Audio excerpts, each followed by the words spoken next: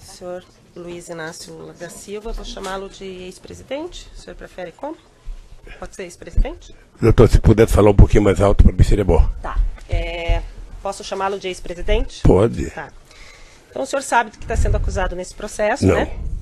Não sabe? Não sei, gostaria de pedir se a senhora pudesse me explicar qual é a acusação. Tá. O senhor tem dois conjuntos de acusação. A primeira parte da acusação diz respeito à corrupção, que o senhor teria recebido vantagens indevidas da Odebrecht e da OAS relacionadas aos contratos que eles têm com a Petrobras. E um segundo conjunto de atos que seriam atos de lavagem de dinheiro relacionados à reforma do sítio em benefício ao senhor e à sua família, que foram feitos em um primeiro momento pelo Bunline, num segundo momento pela Odebrecht e num terceiro momento pela OAS. Um resumo muito sintético seria isso. Não. Eu imagino que a acusação que pesava sobre mim é que eu era dono de um sítio em Atibaia. Não é eu isso. Não é isso. Não é isso que acontece. É ser beneficiário de reformas que foram feitas. A acusação passa pela relação do senhor ser dono do sítio, mas a acusação imputada é do senhor ser beneficiário das reformas que foram feitas por essas três pessoas que eu lhe falei.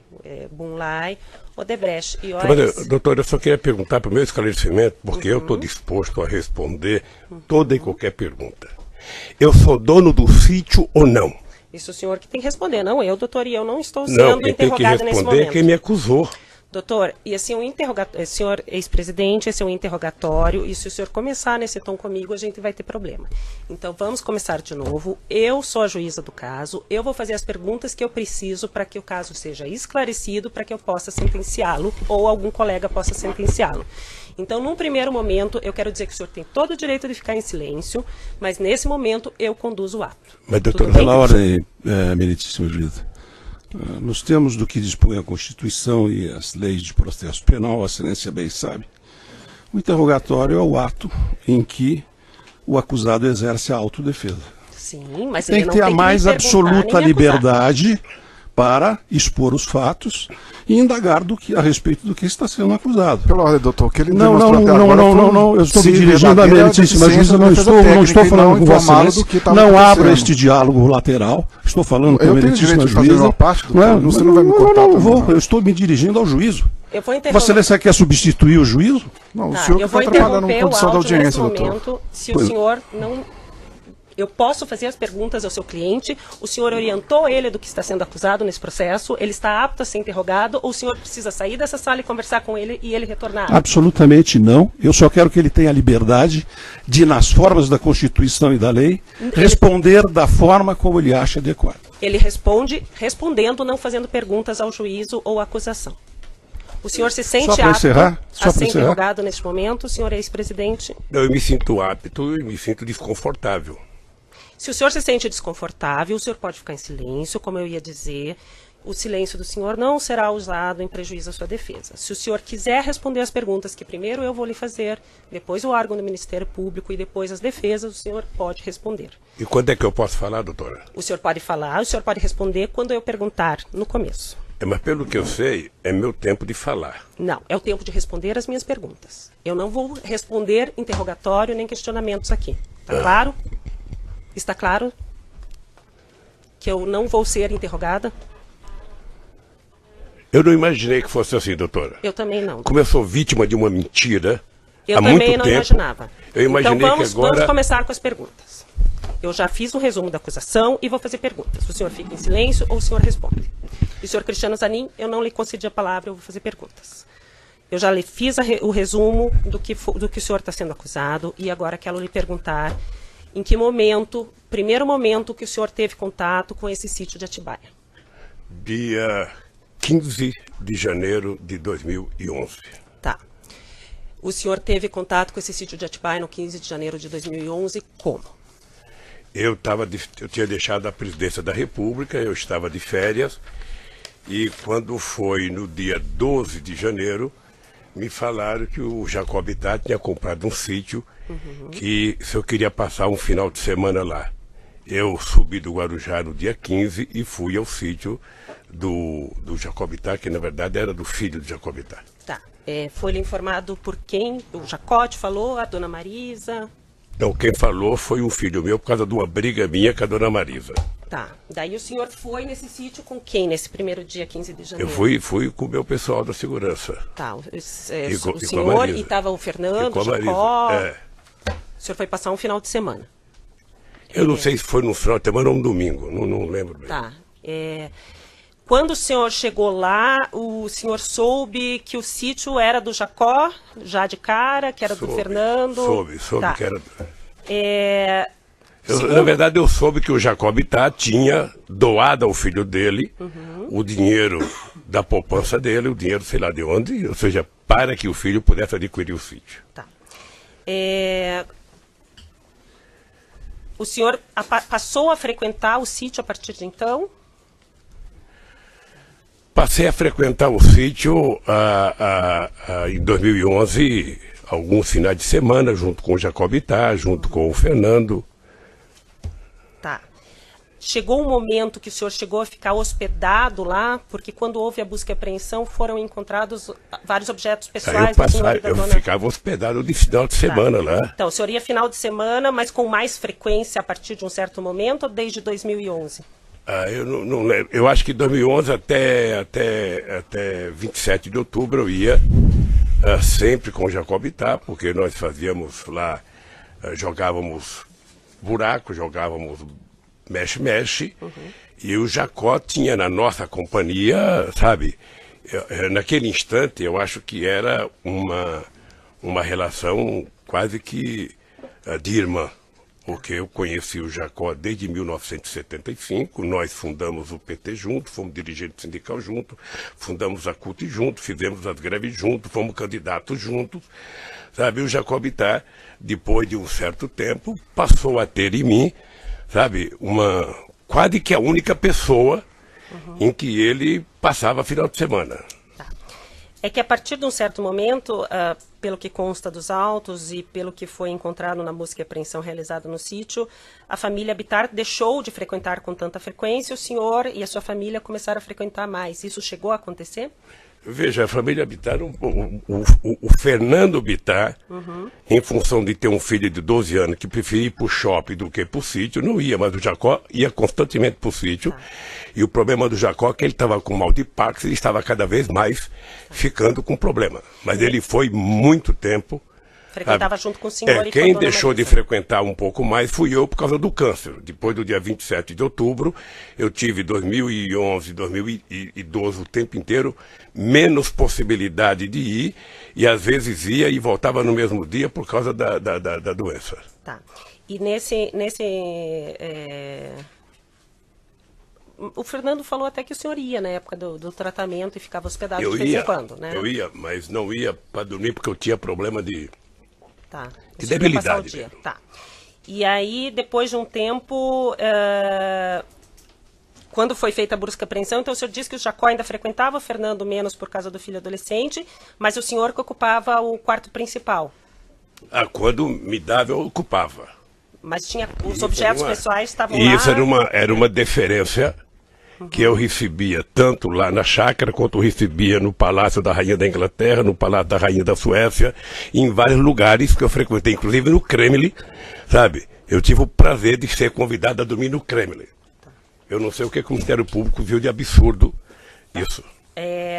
Quando foi narrado aqui por várias testemunhas e por alguns réus, o senhor Fernando Bittar comprou o sítio, foi feito a escritura, ele e o Jonas Suassuna. O senhor sabia que foi feito uma escritura, eles negociaram, uma parte do terreno ficaria com o Jonas, outra parte com o senhor Fernando Bittar? Eu não tinha interesse e nem por que saber disso. Tá. O que eu sabia era que o terreno era um todo e que o Fernando Bittar não podia comprar todo o terreno, ele comprou uma parte e o Jonas Suassuna comprou a outra parte, é isso que eu sabia. Mas o senhor sabia quando? Quando que o senhor ficou sabendo disso? Depois de algum tempo que estava lá. O senhor já estava usando o sítio, já estava frequentando, quer dizer, o sítio? Já. Tá. O senhor soube que as primeiras reformas foram feitas no sítio, uma parte pelo senhor Fernando para usar e outra parte a pedido da dona Marisa? Eu nunca... Veja, eu tenho muita dúvida se a dona Marisa pediu para fazer a reforma. Tenho muita dúvida. Como ela não está aqui para se explicar, eu fico com a minha dúvida. Eu, sinceramente... O senhor Bunlá e o senhor Aurélio, que foram ouvidos essa semana, relataram que eles foram junto com dona Marisa. Agora ficou fácil citar o nome da dona Marisa porque ela morreu. Então agora... É muito fácil então, dizer. O senhor não acredita que o senhor Bunlá eu sinceramente não acredito porque não ao senhor Aurélio, o senhor Bunlá, eu não acredito porque eu não acredito que a dona Marisa tivesse efetivamente relação para pedir para uma empresa fazer obras. E também porque não era dela.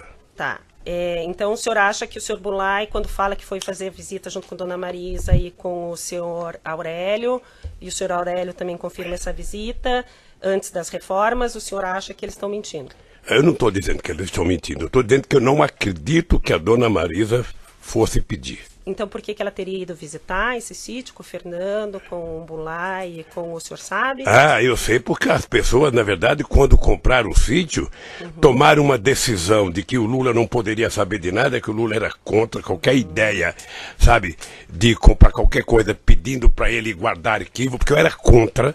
No meu mandato presidencial eu era contra. Primeiro discuti instituto, discuti acervo, antes que eu deixasse a presidenta da República no dia 31 de dezembro de 2010. Sabe? Então, os companheiros também não tinham que me dar explicação. Mas então, eles fizeram... O senhor não soube e duvida que a dona Marisa tenha falado com o senhor Bunlá e pedindo para reformar alguma coisa no sítio? Eu sinceramente duvido. Eu sinceramente duvido. O senhor soube que as primeiras pessoas que fizeram a obra, o senhor Ignes, as primeiras pessoas que estavam lá foram retiradas a pedido da senhora Marisa, do senhor Fernando, do senhor Aurélio? O que eu sei das reformas, na verdade, foi depois da imprensa. A senhora sabe do contato que dona Marisa tinha com pessoas da Odebrecht, com a direção da Odebrecht, para ter pedido para a Odebrecht assumir essa reforma? É isso que eu estou tentando dizer. A Marisa não tinha, no meu conhecimento, nenhuma relação com a Odebrecht. Mas nem em eventos sociais ela não tinha contato com o senhor Emílio, com o senhor Marcelo?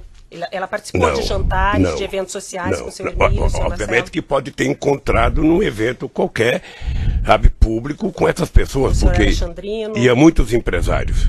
Mas ter liberdade para falar com uma pessoa e pedir, eu sinceramente acho que quem citou isso está tentando encontrar uma solução cômoda para uma pessoa que já está morta. As pessoas que relataram esse fato, também o senhor acredita que estão mentindo, que dona Marisa não pediu? vou dizer, não estou utilizando a palavra mentindo.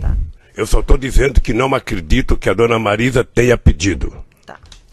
Com relação a parte que foi feita, o senhor já relatou, e eu ia perguntar isso no início do depoimento, ficou um pouco tumultuado, a questão da relação do senhor com a Odebrecht. O senhor concorda em usar o que já foi dito nos outros processos, no processo anterior, que é do apartamento e do... O senhor concorda ou o senhor quer que refaça algumas perguntas? Doutora, eu na verdade gostaria de falar outra vez o que eu já falei aqui para o doutor Moro, numa audiência. Já falei, ou seja, o primeiro processo que eu fui vítima aqui é uma farsa, uma mentira do Ministério Público com PowerPoint. A segunda é outra farsa, sabe? E eu tô pagando esse preço. Eu vou pagar porque eu sou um homem que crê em Deus, creio na justiça e um dia a verdade vai prevalecer. O que está acontecendo? Então o senhor quer que eu refaça as perguntas relativas ao... aproximação que a diretoria da Odebrecht tinha com o senhor. É isso? Para o senhor poder falar de novo? Pode fazer. Então, consta que o senhor Emílio Odebrecht foi ouvido nessa ação penal, que ele tinha, antes mesmo do senhor assumir o primeiro governo, contatos em razão da empresa dele ser uma grande empreiteira, em especial pelo compromisso que o senhor teria assumido com relação à política da petroquímica da Braskem, que seria interesse da Odebrecht. e que várias vezes ele conversou com o senhor, várias vezes houve a sugestão pelos dirigentes de Petrobras para que fosse reestatizado essa parte, esse setor da economia, e que ele sempre foi conversar com o senhor e o senhor sempre garantiu a continuidade da empresa dele nesse sentido. O senhor confirma essas conversas com o senhor Emílio, essa questão, doutora, da Braskem? Eu talvez tenha sido, na história do Brasil, o presidente que mais conversou com empresários. Talvez o único presidente da República eleito com programas em cada eleição que eu disputava.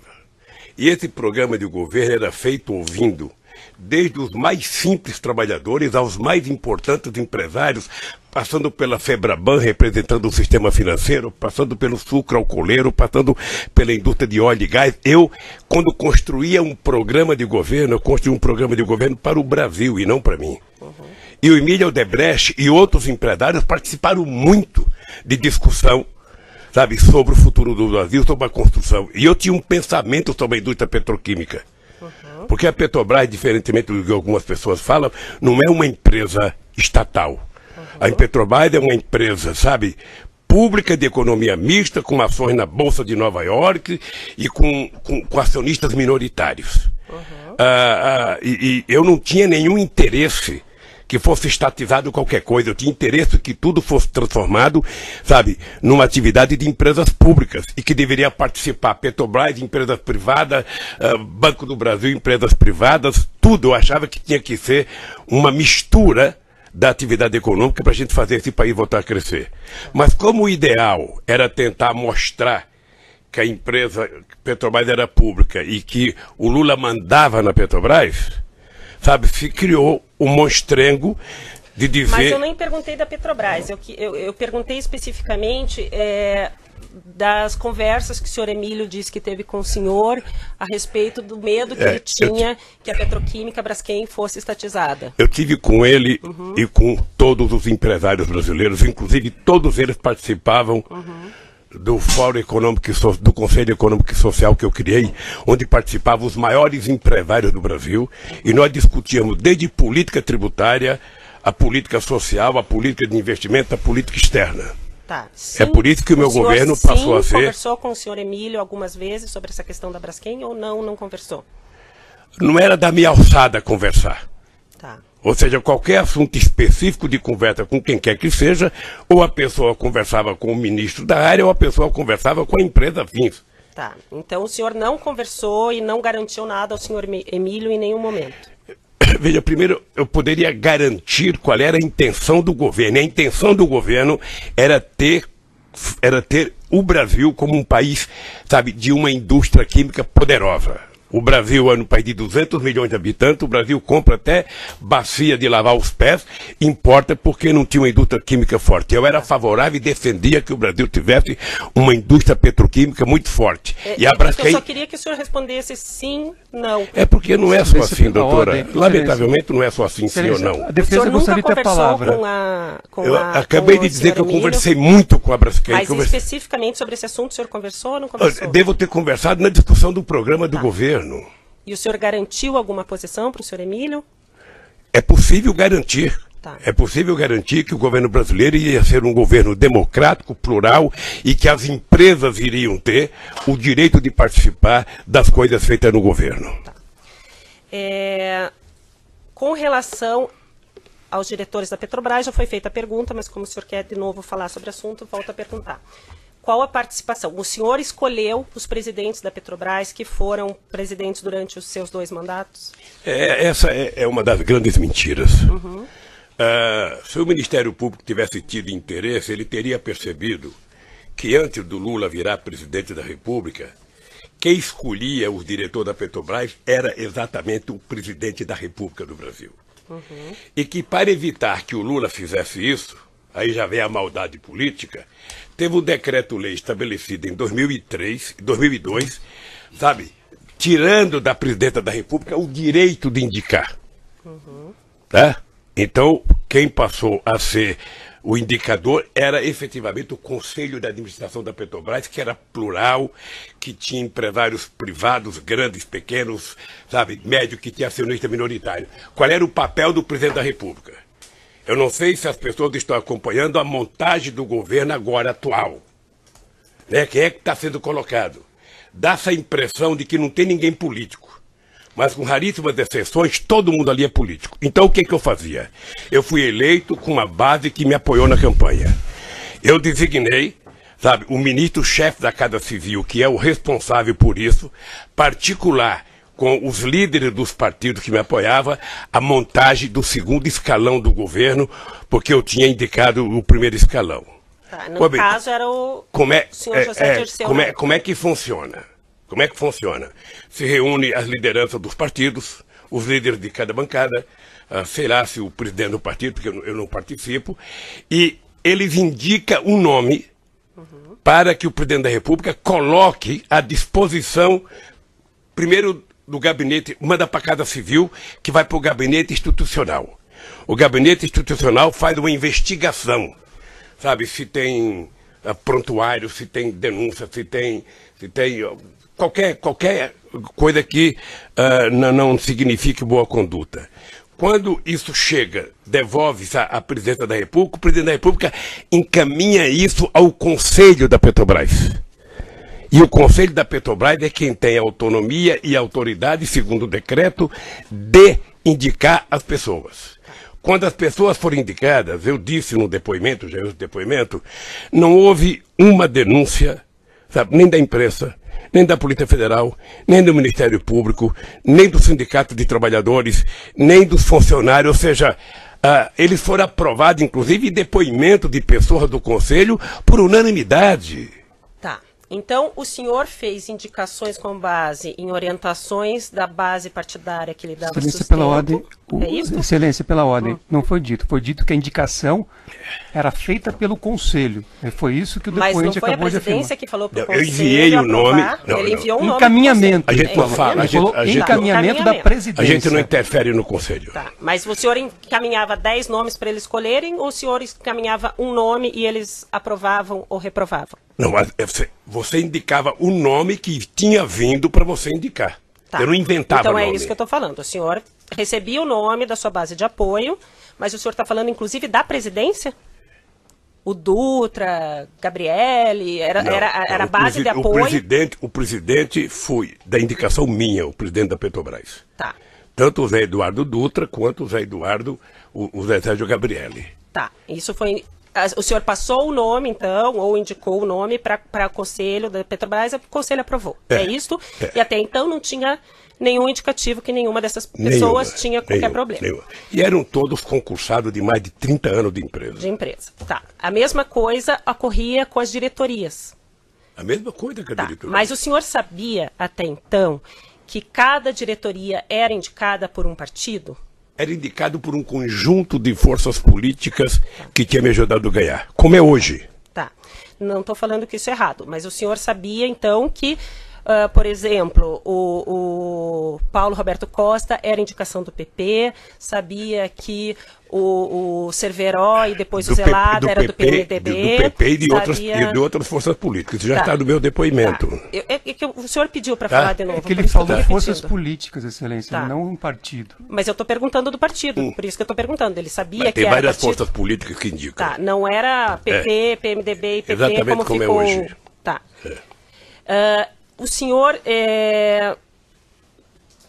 Então, com essas forças políticas, lhe indicaram o nome do Paulo Roberto Costa, lhe indicaram o nome do Cerveró, lhe indicaram o nome do... Me deu até... Do Duque. Do Duque. E o senhor encaminhou para o Conselho e eles aprovaram. É isso. Sei mesmo. Houve algum pedido de políticos para o senhor trocar diretores da Petrobras? Não. O senhor nunca recebeu pedido de político dizendo assim, esse diretor está me dando problema, a gente precisa, o nosso partido está tendo problema com esse. O senhor nunca recebeu? Nunca. O senhor foi repassado pelo chefe da Casa Civil na época, ou no segundo momento pela senhora Dilma, alguma informação de que algum diretor estava dando problema com a sua base de apoio? Não. Aquele fato narrado aqui na denúncia de que houve, antes da indicação do Paulo Roberto Costa para a diretoria da Petrobras, uma obstrução na Câmara dos Deputados, o senhor tomou conhecimento, sabe falar alguma coisa a respeito, ou quer repetir alguma coisa a respeito disso? Deixa eu dizer uma coisa, doutora, é que a pessoa que contou esse fato não merece, da minha parte, meio centímetro de respeito. Porque se tivesse acontecido um bloqueio de votação na Câmara, o governo tinha um coordenador político, que era ministro, que mantinha relação com a Câmara. Esse coordenador político tinha contato com todos os líderes partidários. Além disso, o governo tinha, naquela ocasião, a presidência da Câmara. Além disso, o presidente tem o líder do governo dentro do Congresso Nacional. É muito sistemático que eu nunca tenha ouvido falar de que houve obstrução para aprovar o nome. Então, o senhor nunca foram para o senhor falando que teve problema e que estavam obstruindo votações na Câmara? Eu, graças a Deus, nunca tive obstrução no Congresso por nenhum projeto. Segundo consta aqui na denúncia, dentre as várias reuniões que constam na sua agenda com o senhor Emílio Odebrecht, há uma reunião no dia 30, no penúltimo dia do governo do senhor, 30 de dezembro de 2010, que o senhor teve uma reunião com o senhor Emílio. O senhor confirma essa reunião? Eu não teve reunião. Tá, mas está na sua agenda. Eu não teve reunião. Fui eu que contei que houve uma conversa. O Emílio pediu para ir ao Palácio para que ele pudesse apresentar o Marcelo à presidenta Dilma. Foi isso. Eu estava na Bahia, regressei da Bahia, que eu estava inaugurando um programa votacional, e o Emílio esteve no Palácio por volta de 5 horas, quase, já era final, já era véspera da posse da Dilma, tinha poucos minutos para qualquer contato político. A conversa foi muito rápida, sabe? Mas não foi uma reunião em que você senta numa mesa e conversa e discuta o teu assunto.